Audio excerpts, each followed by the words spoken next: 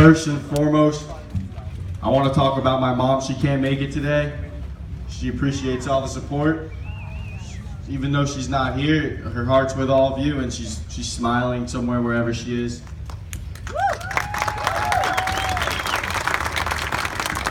So last week we were in DC. We went to the March for Our Lives, which, like he said, we support anyone fighting to make change, but it kind of made me disappointed I couldn't speak. I mean, do they care about the victims' families, or do they care about their political agendas? I mean, what is this? It's time for change. So I wrote this speech with the help of Dennis. It took a while, but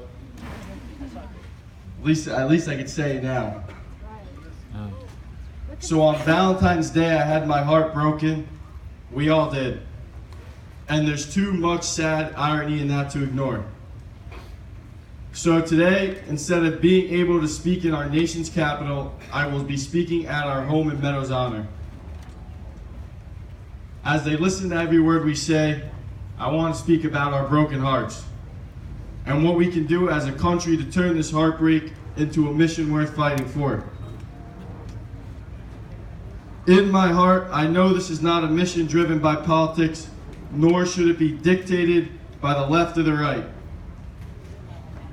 This is not a mission specific to color, religion, or economics, but rather it's a mission of love.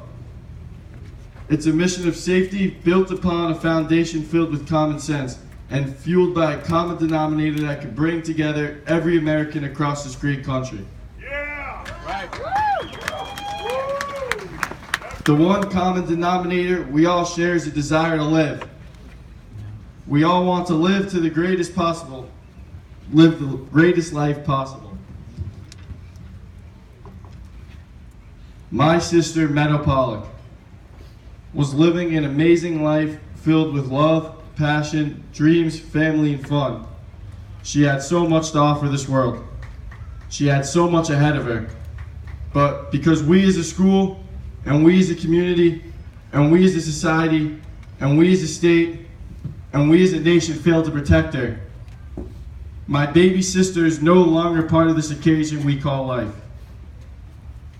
What pains me most is that her beautiful life was not lost to an incurable disease or a freak accident. She's gone because our schools are not safe. She's dead because the madness of one young man and his determination to kill was greater than our desire to stop him. Remembering Meadow in the Parkland 17 is something we must all vow to here today. We must promise to take action each and every day until we protect the students of this country. We must protect our students and our schools in the same way we do the patrons at an NFL stadium and the passengers at an airport and the diamonds in a jewelry store. We, the students of America, and the most valuable assets this nation has. Therefore, we hereby put all the leaders and parents in this country on notice today. Today, we demand you to put a value on our lives and to protect us above all and everything else. We, as the students of this country, must take our anger and take our pain and our desire to live this life to the fullest, and we must channel it into a mission that is obtainable. One that can be achieved without heavy debate. One that everyone can agree upon today, tomorrow, and 4 decades to come. What happens in Parkland should have resulted in immediate action across America, but it has not. 2 weeks ago, a student in Utah tried blowing up a school with a bomb. And then this week in Maryland, we lost another life in a school shooting. The weapon may be different, but the objective is the same. So we need to protect our schools from the killers that want to kill. The hatred and sickness that fuels a killer to kill innocent students is something most of us will never understand. But that doesn't mean it's something we can ignore. We need to be on a mission to stop these monsters before they take action inside the school. God bless the Pollacks for making it happen. Thank you, sir. Appreciate it. Thank you all for being here.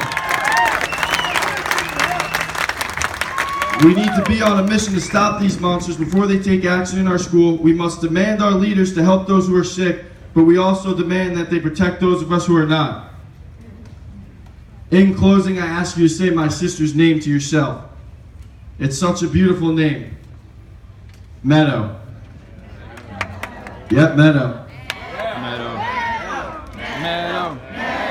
Meadow. Meadow. Meadow. Meadow. If you say her name, it's impossible not to feel the beauty of who she was and who she will always be. Princess! Princess! Meadow, it makes me think of a sunny day like this one. The day where the sun shines on our youth and shines on our desire to live a safe and happy life. I can feel Meadow right now. She's asking us to come together. She wants us to thank the families and parents of the victims like my dad, Andrew, who's worked tirelessly and I've watched him. He's the man. And Mr. Ryan Petty and all others who are turning their grief into something positive. She says, thank you for continuing the fight for the survivors and students of all ages. Meadow is asking us to be smart in the love and to share the common denominator we share. Embrace this life. Make the most of it. Don't let it be wasted, and do not allow it to be taken away by a weapon of any kind. Good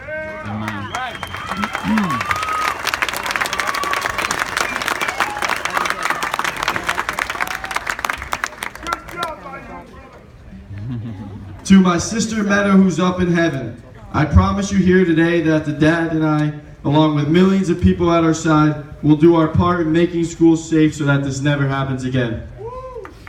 We vow to protect Americans' children in a way you should have been protected. We will keep them safe from the killers and all weapons they use. Until we meet again, Meadow, I miss you like crazy. I love you. We all love you. May you shine on us today and every day going forward. Give it up for Hunter, huh? Now this guy to my left right here, I think we should clone him about 5,000 times and put him in front of every school. What do you think? Thanks for coming out again. And, I'm sorry for not only your daughter, but everybody else that was involved. And we do have to figure out a way to protect our children in schools. And I think that for me, having a TV show for, 15 years, and we're back on air again, which is cool, but I think that, we do different things. We do a lot of charity work, and I think that, again, I know I repeat myself with the awareness, but I think that that's how the message really gets out there. And again, we just did a bike. We just unveiled it the other day on mental illness, and I think a lot of people are afraid to go there. But it's a big problem also. So what I would like to offer you is maybe you can come on my show and we can do a little bit and talk a little bit about the problem that we're having now with our students. I'd appreciate that.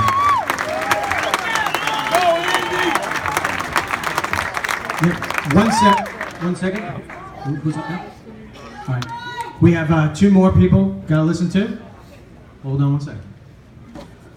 Hello, everybody. My name is Bonnie Judson, and I've known Andrew since our kids are in diapers. A lot of you know me. Hi, Bonnie. Andrew is the most kindest, generous person in the world. When he told me he was opening his house, I said, nobody in the entire world would do this. And look what we have here. Go, Andrew. Go, Andrew. Go, Andrew. Amazing.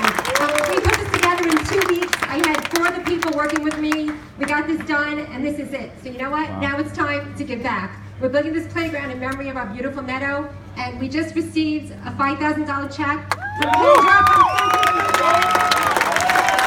Kendra, raise your hand, Kendra. Thank you so much.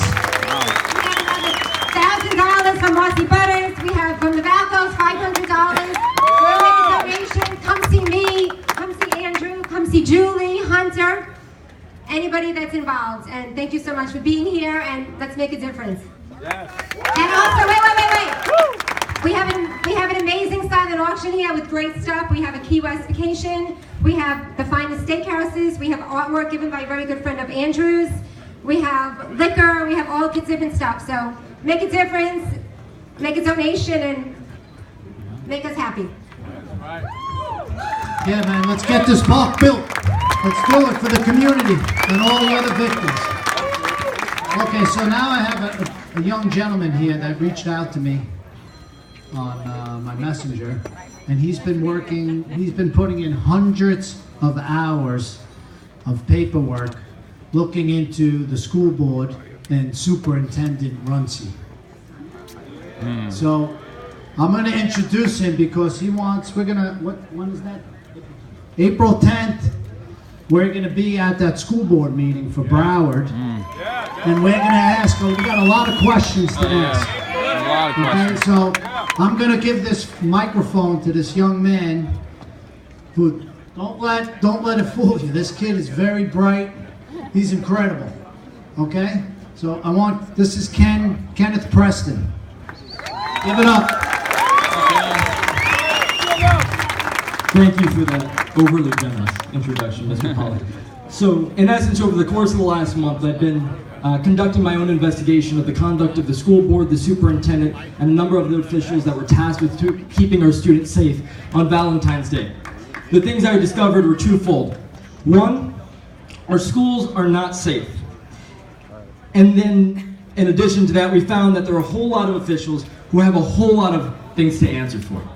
So, here's what we found.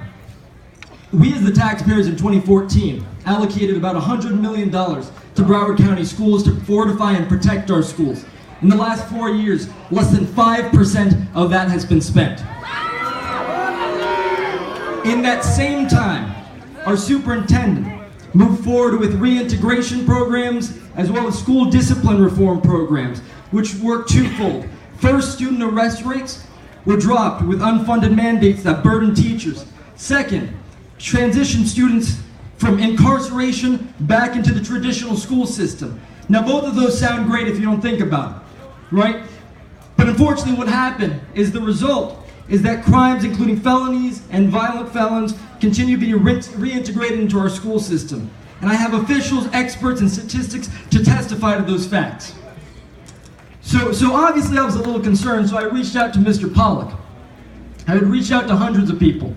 And I'd been seeing Mr. Pollack on TV and meeting with the president, so I thought it'd be a long shot that he'd get back to me. And Mr. Pollack was the first and only to take me under his wing. Mr. Pollack has fulfilled every promise that he's made to me. And Mr. Pollack has worked tirelessly in protecting our students and moving forward to demand answers from our officials. Oh yeah. That's just Mr. Pollack, but in the end, this is neither about Mr. Pollack nor I. On April 17th, we intend to go to the school board and demand answers from our elected officials for the 17 that can't.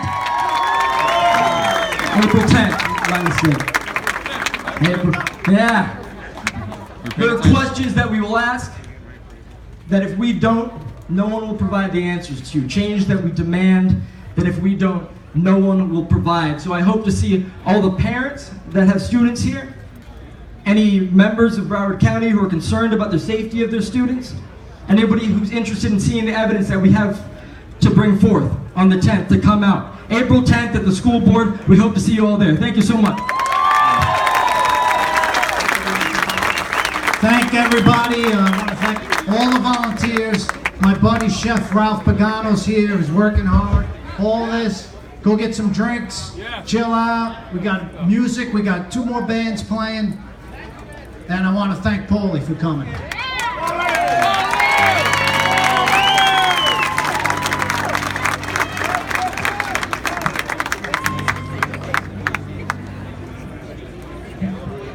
All right, ladies and gentlemen, let the fun begin. Don't